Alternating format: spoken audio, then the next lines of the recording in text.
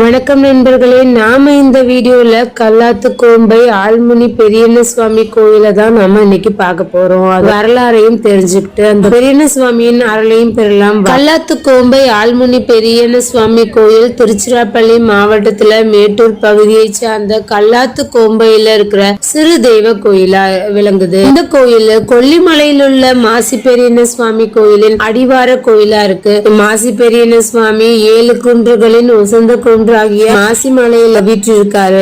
அங்க சென்று பார்க்க முடியாதவர்கள் என்னை அடிவாரத்திலேயே பாருங்க அப்படின்னு சொல்லி அடிவாரத்துல இருக்கிற புளியஞ்சோலையில மாசி பெரியண்ண சுவாமி கோயில் அமைஞ்சிருக்கு. இந்த கோயில ஆமு பெரியசாமி கோயில் அப்படின்னு அழைக்கிறாங்க. கொல்லிமலை பெரியசாமிக்கு கட்டப்பட்டிருக்க கோயில்களை இதுவும் மிகவும் முக்கியமான கோயில். இக்கோயிலை சோழிய வெள்ளாளர் இனத்தை சேர்ந்தவர்கள் கட்டி பராமரிச்சுட்டு வராங்க. இக்கோயிலுக்கு அருகிலேயே முத்தரையர் இனத்தை சார்ந்தவங்களும் மாசி பெரியண்ண சுவாமிக்கு அன்னகாமாட்சி அம்மனுக்கும் கோயில் அமைச்சிருக்காங்க.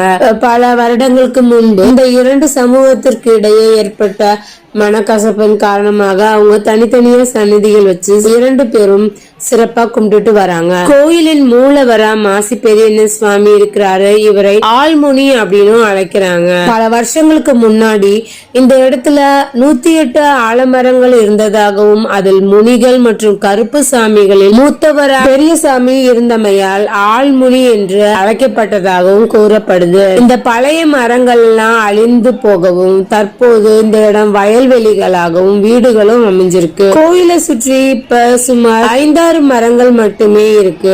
ஆலமரங்களின் நிழலில் ஆழ்முனி பெரியண்ண சாமி ஒற்றை கருவறை கொண்ட செங்கல் சிமெண்டால் ஆன கோயில் இப்ப இருக்கு. கருவறையின் முன்புறம் முன்மண்டபமும் இருக்கு. இந்த கோயிலுக்கு எதிரே வெண்குதிரை வாகனம் அமைஞ்சிருக்கு. மூலவர் மற்றும் வெண்குதிரைக்கு நடுவில் வேல்கள் நடப்பட்டிருக்கு. அங்குதான் பலிகள் இடப்படுது. பக்தர்கள் வேல்களுக்கு முன்பு உருவாரங்களை படைக்கிறாங்க.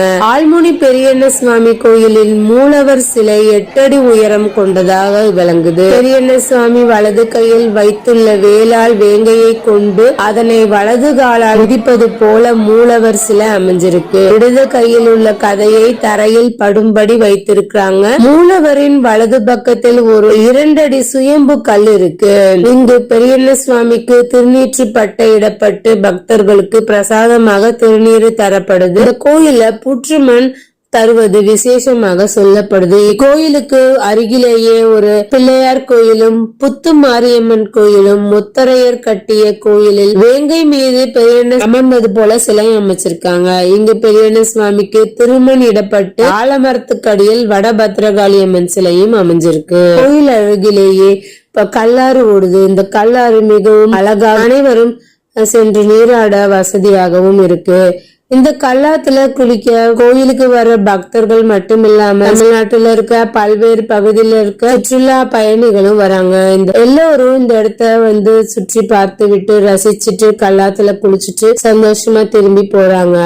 இருப்பினும் இந்த இடத்த நாம எல்லோரும் போகும் வசதியா தூய்மையாகவும் வச்சு ஆற்றுல நீர் பெருக்கெடுத்து வரும் சமயங்கள்ல சுற்றுலா பயணிகள் பெருமளவு போயிட்டு இருக்காங்க. இந்த இடத்த அரசாங்கமும் நல்லபடியா பத்திரமா பாதுகாக்கணும். இந்த இடத்துல பிளாஸ்டிக் பொருட்களோ கண்ணாடி பாட்டில்களோ போடுவதை மக்கள் தவிர்த்தாங்கன்னா இங்க வர்ற பக்தர்கள் சந்தோஷமாவும் மனநிறைவோடும் கும்பிட்டுட்டு போவாங்க. நாம இன்னைக்கு இந்த வீடியோல புளியஞ்சோலையில இருக்க மாசி பெரியண்ண சுவாமி கோயிலின் வரலாறு தெரிஞ்சுக்கிட்டோம். இது போல இன்னொரு வீடியோல பார்க்கலாம். நன்றி, வணக்கம்.